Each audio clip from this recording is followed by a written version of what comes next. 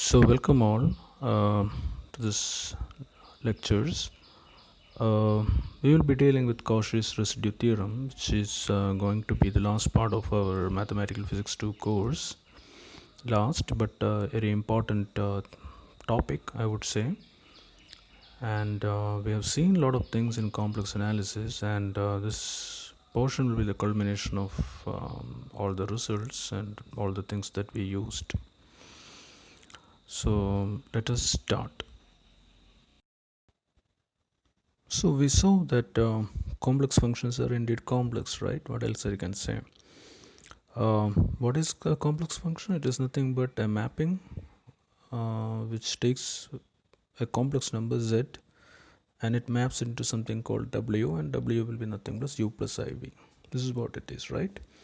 We saw that, and though it's just like a real function, but there are many complications that one gets into when one starts doing something in complex functions, right?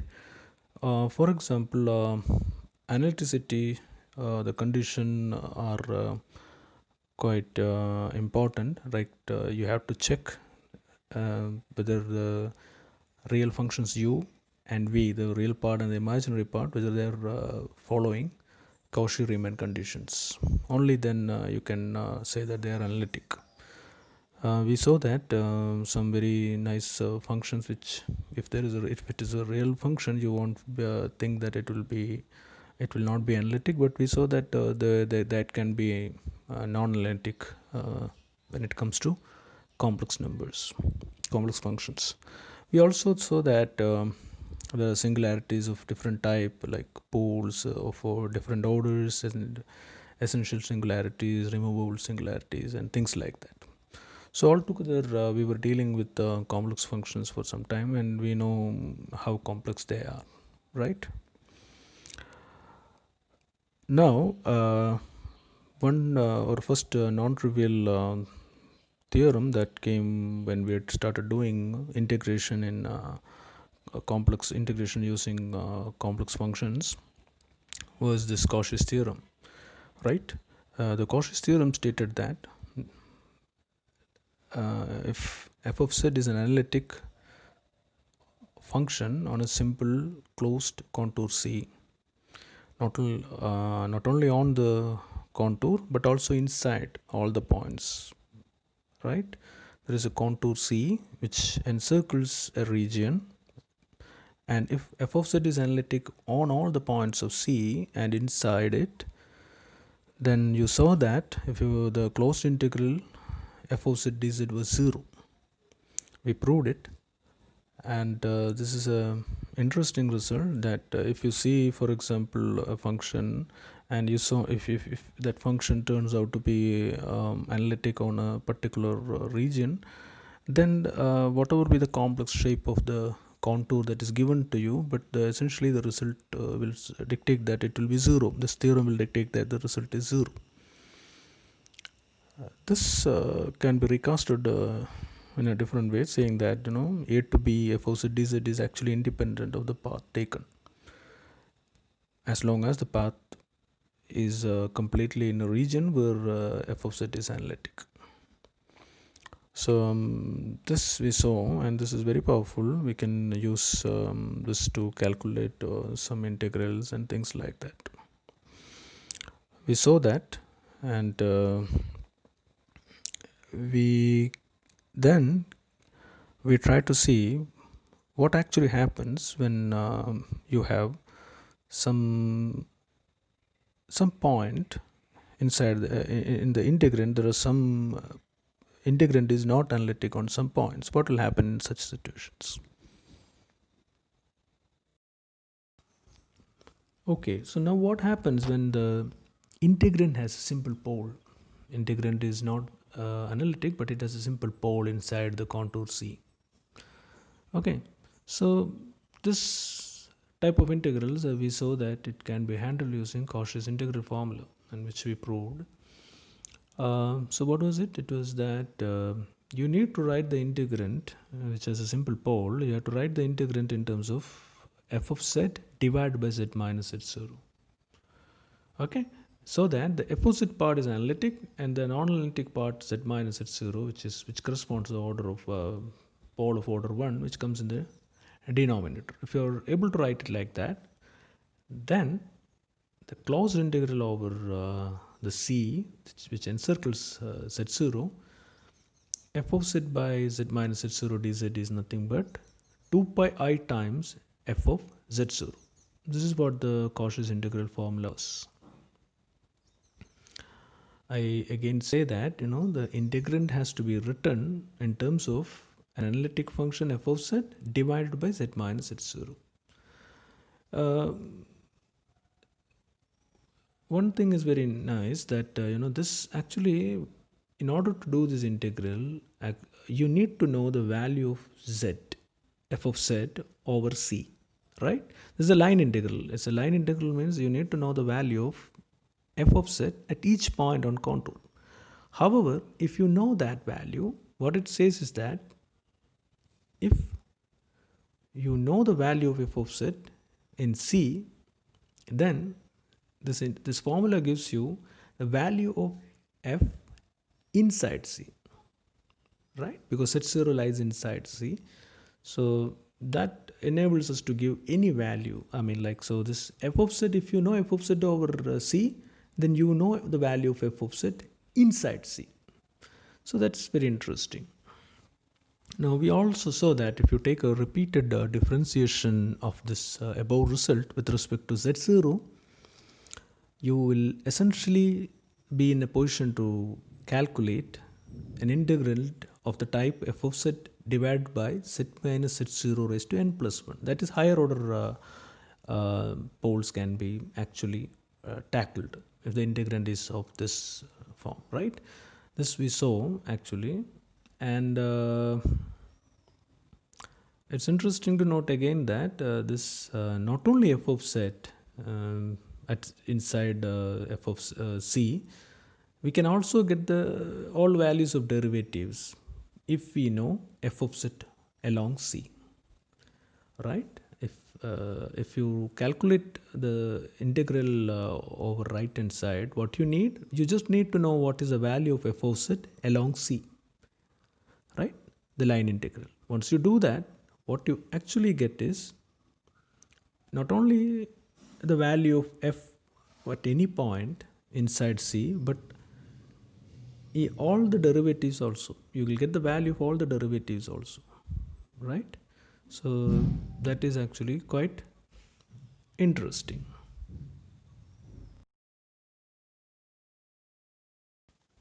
Now let us take a simple function and let's illustrate this Cauchy's integral formula and get some insights from it. Consider a simple function 1 over z, okay? And we will try to integrate this function over different contours shown as c1, c2 and c3, right? First and foremost, the point is you have to write the integrand in terms of f of z by z minus z0, right? That's how you proceed.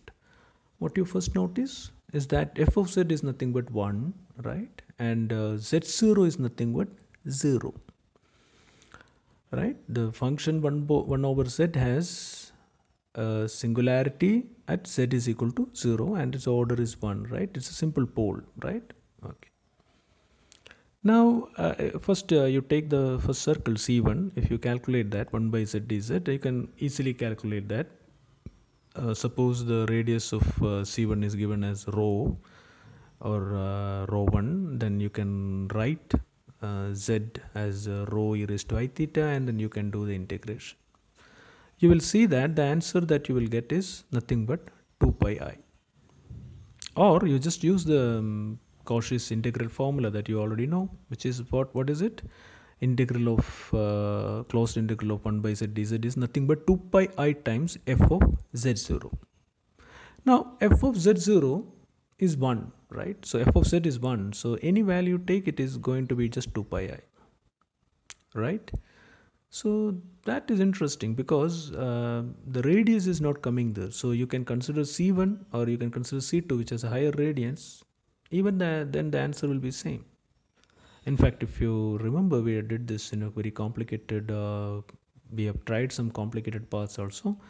The shape of the path doesn't matter actually, as long as the path, the circular the contour, the closed contour, if that encloses the z0, you're actually getting the answer 2 pi I. This is actually very interesting actually, and the importance of this will become very clear later. However, we just saw that this function is pretty simple, that you have just one over set, so you can do it by, as I said, r e raised to I theta and all, you can directly do the integral. However, what I'm saying is that if the integrand is of this type, of some bit more complicated or something, this type, essentially you can use Cauchy's integral formula, right? And we also note, this is very important, we note that if f of z is analytic, then actually doesn't matter, actually the closed path, you can actually twist the closed path. It doesn't matter whether you're taking c1, c2 or c4, c3, right? c3 is quite difficult to solve compared to c1, right? You have to split the contour and all. So suppose c3 is given to you, you can directly go to c1 and do that integral pretty fast, right? Only thing you have to remember is all the contours that you consider are enclosing the point z0 where there is a singularity. Okay. Another important thing that we saw about the complex functions is that they can be um, infinite series, right? Complex functions can be expanded using infinite series, complex series, and then functions can be expanded using series, right? Akin to what we do in for the real functions. So first thing that we came across in doing such thing was that Taylor's theorem, right? So what Taylor's theorem says, it says that if a force is analytic on and inside of a circle C, say the radius is r, and it is centered on the point z0, and then if z is a point inside C, then f of z can be expanded about z0, right, in an infinite series. And the expression to that, how it came, how was it? F of z is equal to n equal to 0 to infinity a n z minus z0 raised to n. The coefficient a n can be found out with the help of previous Cauchy's integral formula as nth derivative of z at z0 divided by n factorial, right? So this we saw, and we found some Taylor series of some functions, and we know how to manipulate. For example, for example, we can take a complex function and we can expand it over about some points, right? But when we expand it over 0, which is called as a Maclaurin series, right? Okay. But the natural question then came was, what if the f set is not analytic inside the region, right? So let's try to do that, and let's assume that f of z has a pole of order p at z0, and which is inside C, right? Then first thing one can note is that z minus z0 raised to p into f of z will be analytic, right? Because z minus z0 raised to p, z minus z0 raised to p, if you multiply by f of z, that will get rid of the complicated part that is there in the f of z, right? So z minus z0 raised to p f of z is analytic at z0. So that function, let's call that function as g. Now that can be expanded using Taylor theorem, right? That is allowed because that's an analytic function. Z minus z0 raised to p f of z is an analytic function. So that can be expanded. Let's call it as gz, and that can be expanded as summation n equal to 0 to infinity bn z minus z0 raised to n. This is allowed.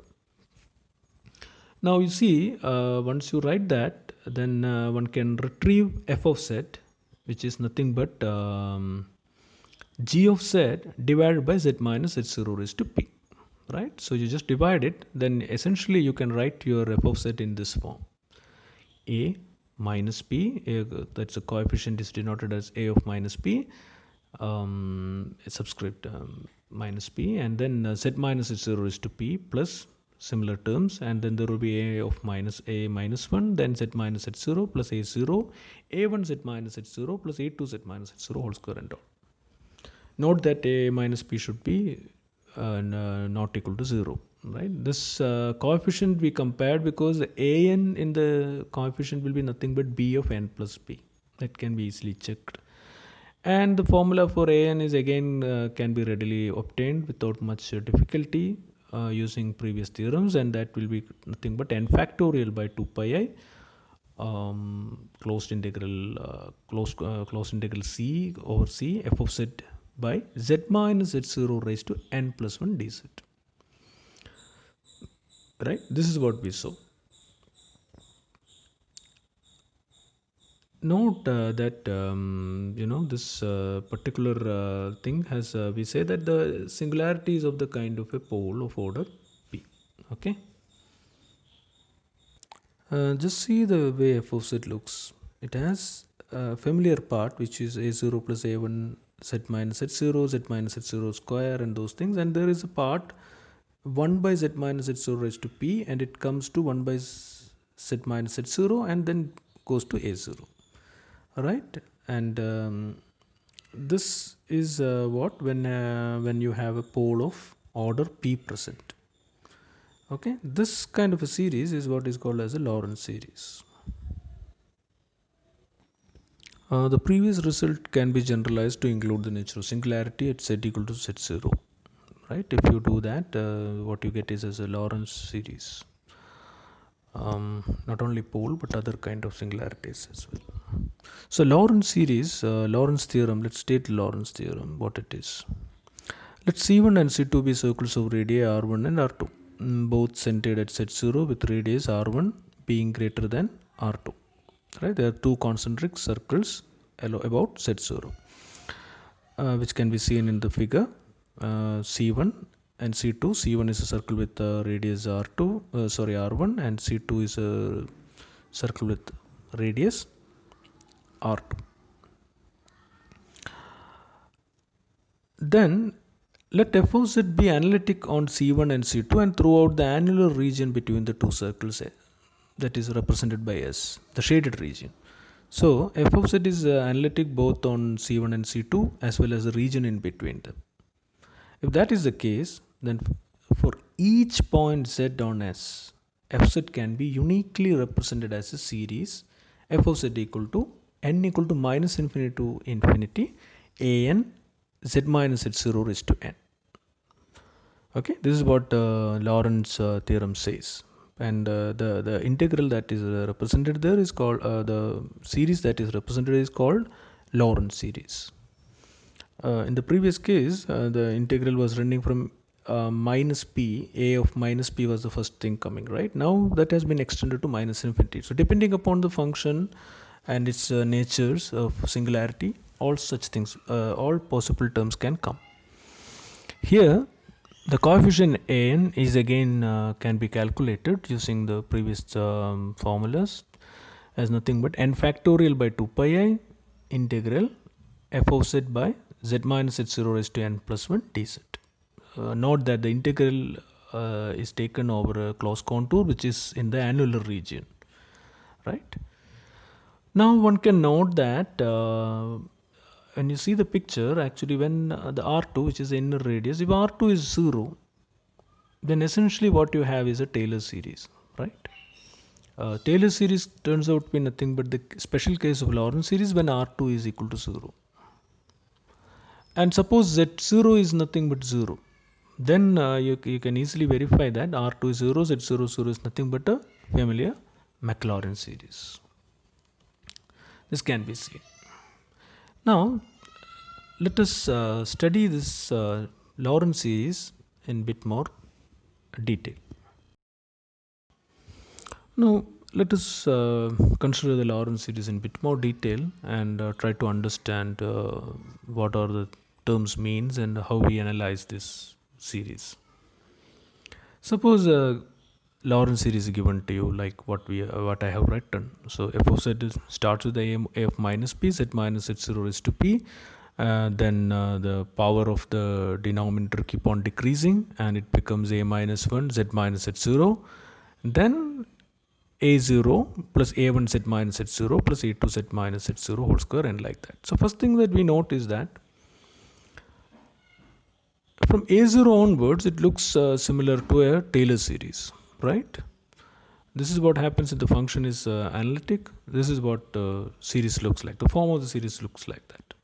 So this part is called as an analytic part. Okay.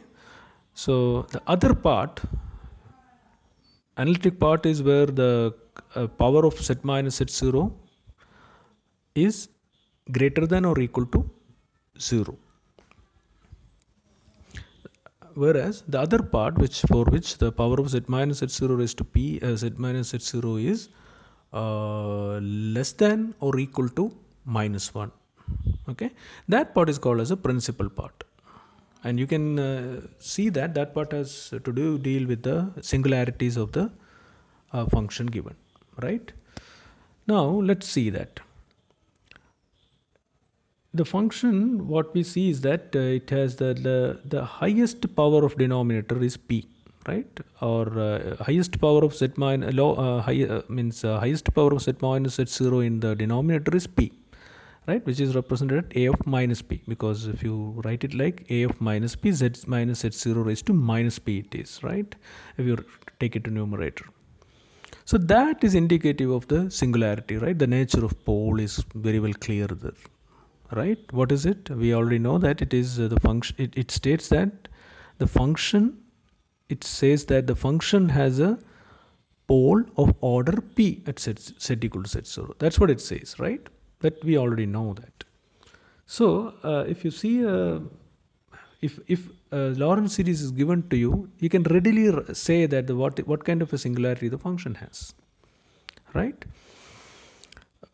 Suppose it just has one term, 1 by z minus z0, and all other terms, then you know that it has a simple pole, right? Now the coefficient of the simple pole term, that is 1 by z minus z0 term, which is denoted as a of minus 1, is what is called as a residue.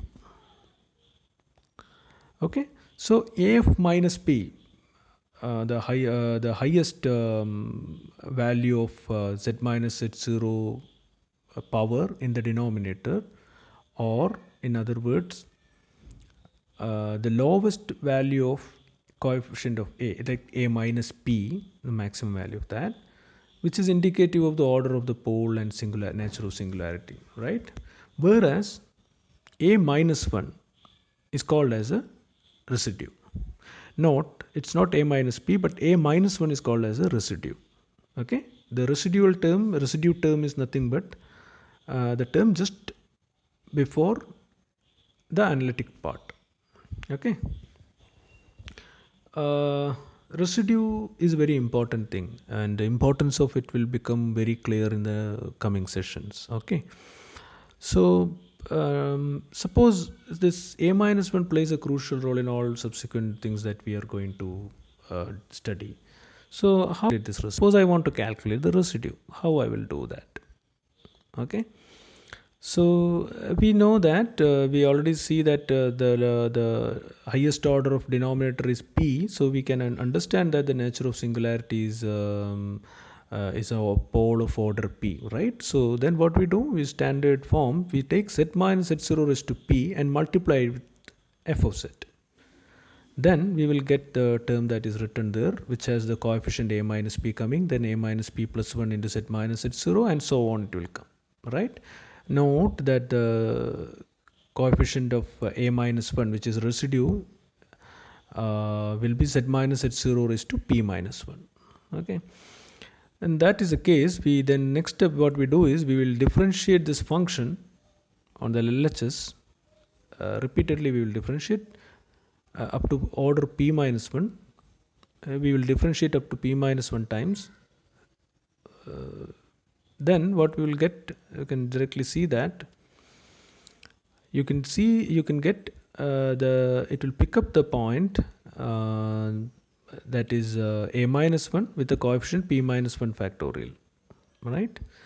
Then there will be the terms with n equal to 0 to infinity, all other terms will vanish. So that's what you will get. Now, if we take the limit at z equal, let limit with z approach to z0, all the terms in the summation will also vanish, right? So then you will essentially get a minus 1.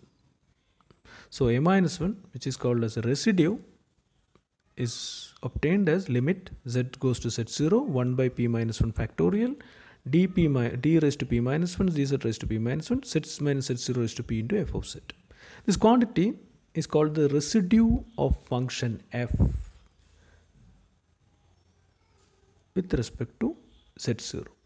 Okay, so that is important. Residue of a function with respect to a point, of residue of a function at a point is only makes sense, right? You cannot have a residue of a function. You have to say that, it all depends where you are expanding. So residue of f with at z0 is calculated like this. And as I said, this is very, very important quantity, and this is calculation of this is very important, and this is going to play a crucial role in what we are going to study later. Okay, now note this thing. I mean, like, so R of f of z0 can be calculated in two ways. Either you write down the Lorentz series, you can directly pick a minus 1, or you can just use the formula given to you. Like limit z goes to z0 1 by p minus 1 factorial d, that formula you use, you successively differentiate it, you will get the value of the residue. Okay, so now let us calculate residue of certain functions, certain Lorentz expansions.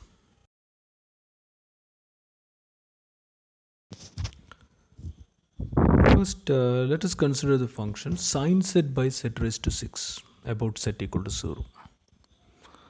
Okay, now if you get a function like this, first let's write this Lorentz series of this function. Then it's very easily you can write f of z is sin z by sin z raised to 6, and you already know that about z equal to 0, sin z can be expanded in this way, right? N equal to 0 to infinity minus 1 raised to n, z raised to 2n plus 1 and 2n plus 1 factorial. Okay, or if you don't know, you can just expand it. It is not that difficult. We have done this actually. So then multiplying this 1 by z raised to 6 inside, what you see is that the Lorentz series, which is 1 by z raised to 5 minus 1 by 6 z cube plus 1 by 5 factorial z minus z into z by 7 factorial plus etc etc, right? Now you can notice that, you can readily notice that the highest order in the denominator is 5. So the nature, the order of the pole of f of z is not 6 but 5, right? That you can readily notice. Then what is residue? Residue will be the power of residue is a minus 1, right? So the power of 1 by z term, so that is 1 by 5 factorial, which is 120, right? So that is how you get this. Now if this seems to be difficult, then you can use the formula that is given there. So I would say you people try that using the formula and show that it has the same result. Okay, whereas suppose consider the second case what I have written. Suppose a function given to you is something like e raised to iz by z square plus 1 factorial, z square plus 1 whole square. Okay, here let's use the formula and then calculate the residue, what it is. Suppose this function is given, it is it can be written as z square, z plus I whole square into z minus I whole square in the denominator, and let's call it as a gz. Okay, so it is clear that the function has two poles and both of them are of the order 2 at z equal to plus 1 and plus I and z equal to minus I. Okay, so let's calculate for what is the value of residue for say z equal to I, z0 equal to I. We can use the formula. We already know that the order of the pole is 2, right? So what is the formula? R of g of I, right?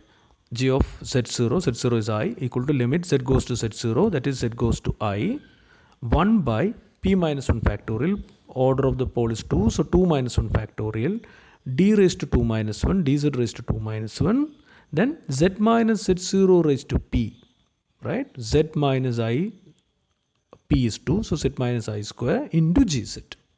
Okay, you do that, what you will get is minus I by 2e. Okay, check it.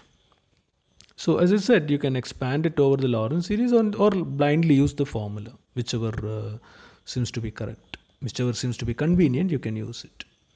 Okay, so I ask you guys to calculate what is the value of uh, the the residue at g equal to residue at z equal to minus I. Do calculate it. Okay, now let's come back to the question of integrations. We saw that, if the function, if it is analytic, then Cauchy's theorem said that the function over any closed integral is 0.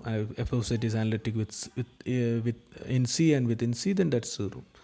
What we also saw was that suppose the integrand has a pole of order p, then if the integrand is written in like f of z by z minus z0 raised to p, then closed integral of that along a curve which encompasses that z0, that only one place there is a singularity which is z0, which can be of order p, then that integral can be done using Cauchy's integral formula, right? We saw that what I'm saying is closed integral c f of z by z minus z0 raised to p dz can be done, right? That we saw by Cauchy's integral formula, it can be done. Now we can ask the question, general question, suppose there is no one singularity. Suppose inside C, f of z is not analytic at many points. Okay? And nature of the singularity is also vary in these points. How do we do the integral? Now this question, before even starting to answer this question, one should realize that this is the general case that we are speaking, right? All the things that we studied forms a subset of it, right? Suppose the C doesn't contain any singularities. Suppose it contains order 1 singularity of order 1 or order P. This all forms a subset of this problem. Okay, so this general case is what is called as a Cauchy's residue theorem. Okay, this general case can be solved using this theorem. What does this theorem says? This theorem says that let C be a simple closed contour within and on which a function f of z is analytic, except at a finite number of isolated singular points z1, z2, z3 and zm interior to C. Okay, then the theorem states that the closed integral C f of z dz is equal to 2 pi I sum over k equal to 1 to m residue of f z k. Okay, so what does it say? What does it mean? It says that suppose you have a function f of z and you want to calculate f of z dz along a closed contour C. Suppose within that C there are m points at which your function is not analytic. Okay, then the value of the integral can be readily written by calculating the residues of the function at each points and summing up them and multiplying by 2 pi I. Clear? What it says? The closed integral C f of z dz is equal to 2 pi I times sum of residue of function f at z1, residue of function at z2, etc. up to residue of function at zm. Clear? This is what the case is. This is what the Cauchy's residue theorem states. So essentially, residue plays a crucial role, right? If you calculate the residues, you can actually calculate the integral, right? You don't have to do the integral, you just need to calculate the residue. You can straight away write down the integral, the value of the integral. So this is what is called as a famous Cauchy's residue theorem. Okay. Now we will proceed to uh, show this how this theorem came. Again, let us start with a simple case that your function f of z has only one singularity, and that is a pole of order m. If that is the case, you can see that the Lorentz series will be something like summation of a n z minus z0 raised to n, but it starts from n equal to minus m because m is the order of the pole, right, and up to infinity. There won't be any terms in the denominator with the power of z minus z0 greater than m, right? It won't be there. So essentially the n equal to minus infinity to infinity, it got replaced to n equal to minus m to infinity, right? This is what the Lorentz series of the function will look like. Now let's consider the integral I, which is nothing but integral I is nothing but closed integral of f of z dz along C, the solid curve, right? So which encloses this set 0, but it doesn't include any other singularity. Only one singularity is included, which is just set 0. Consider this simple case. If that is the case, first and foremost we can note that from the Cauchy's theorem that we saw, if there is only one singularity, right, then essentially it really doesn't matter what kind of a closed contour that you are using. We saw that it just need to enclose that particular singularity. That's all. I mean, then you can do the problem that we saw already, right? So first step is, instead of this C, which is a complicated orbit closed curve, let us take a circular path gamma, right? A circular path, gamma is nothing but a circle with z0, the point, singular point with of order m, singular point of the pole of order m. Around that z0 you take a circle, okay, with the radius rho. Now you can say that if I take an integral, closed integral over C, it doesn't matter whether I'm taking that closed integral over C or closed integral over gamma, right? So the first step, that what I wrote, I is equal to closed integral C f of z dz is equal to closed integral gamma f of z dz, because within gamma and C the function is analytic, right? So it doesn't matter if the function is analytic and it has only one singularity. It doesn't matter which curve you are taking. You essentially you just need to remember that it is just encloses set 0. That's it. If that is the case, then you can write your I as summation n equal to minus m to infinity a n closed integral gamma z minus h0 raised to n. Okay, this is possible because there is only one singularity, which is set 0, right? There is no other singularity in between gamma and C, so this can be done. Okay. Now let's calculate what is going to happen to the integral in gamma, the closed integral over gamma, right?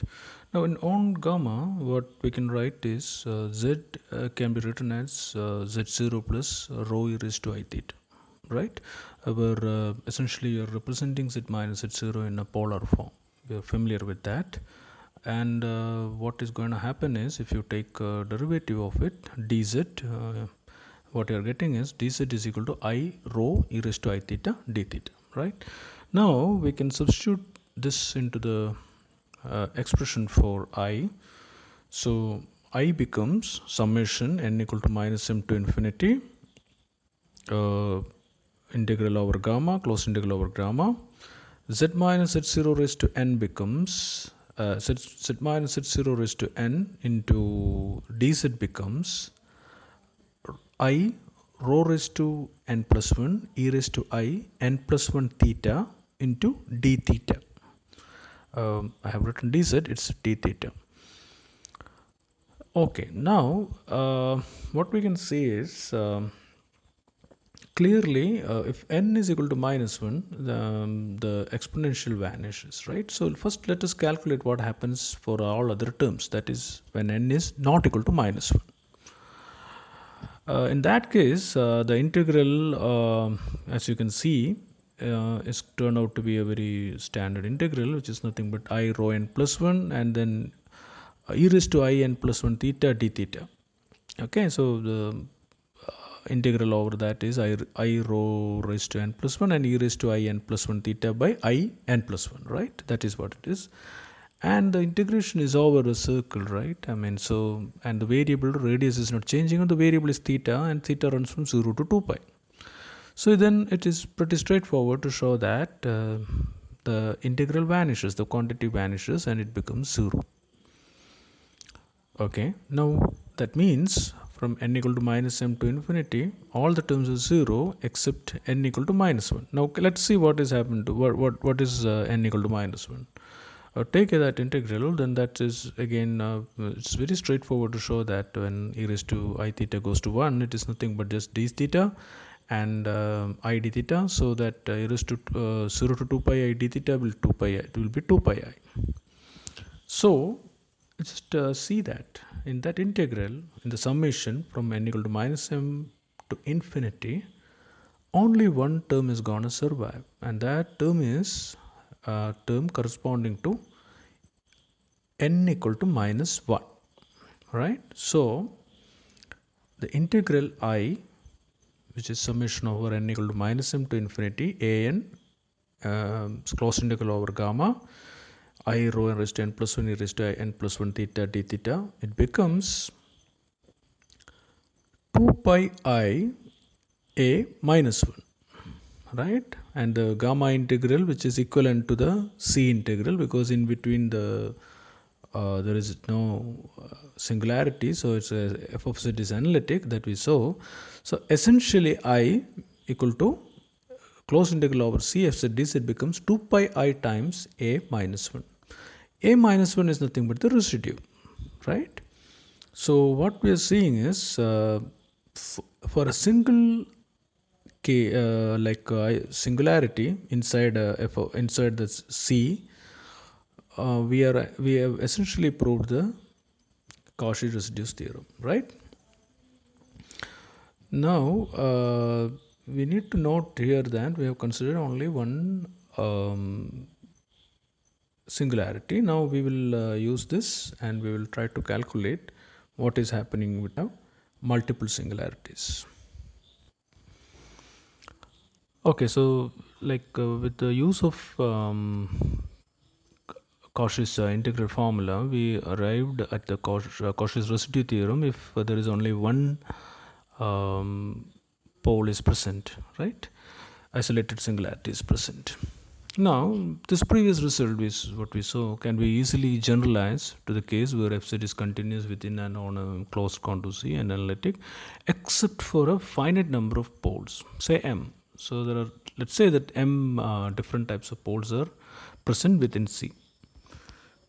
So we will proceed just like the previous case. Okay, so first and foremost we will tweak the original contour C in such a way that calculations become easy and we can use the previous results.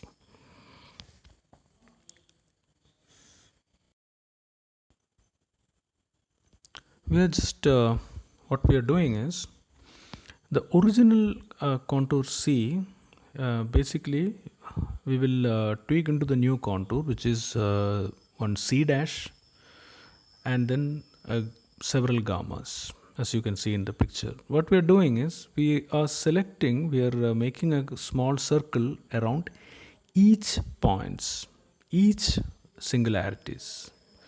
For this illustrative purpose, we are putting only 3 cases, but m, I mean generally however points are there, we have to make a small circle around each point. Then from that circle you can connect one line to the other point and then draw in another circle and near to the other point and draw another circle, and these circles can be joined. Of course, circle will not be completed, but there will be a small portion left, and you can just make a polygon, or in this picture it will be a triangle, but polygon kind of thing, and then let's call that as c dash. And in the limit, when that small the circles are closed, essentially the becomes c becomes equivalent to gamma 1, gamma 2, gamma 3, gamma m till gamma m, right? Those circles plus c dash. C dash will be, in this case it will be a triangle, but it's a polygon in general. Now let's see, I mean, like the it's the way positively oriented c, and you can see that the gamma, c dash, everything is positively oriented, right? So integral over c becomes equal to integral over gamma 1 plus gamma 2 plus gamma 3 up to integral over gamma m plus c dash. Now let's first see what is c dash. C dash is nothing but inside c dash, f of z is analytic. So from Cauchy's theorem, that integral, the contribution of c dash is going to 0, because if you take f analytic function and take closed integral, I mean closed contour integral, that is not going to survive, because if there is no singularity, right? So that part c dash goes. Now gamma 1 plus gamma integral, the closed integral over gamma 1 plus closed integral gamma 2 up to gamma m is nothing but, from our previous calculation we know that that is 2 pi I times residue at that point, right? So we have to add all this particular gamma 1 integrals, gamma I integrals up to m, right? M poles are there.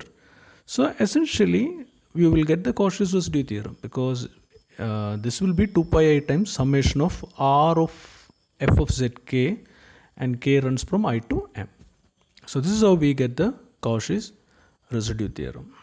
Okay, so essentially we have used Cauchy's theorem uh, in manipulating the c dash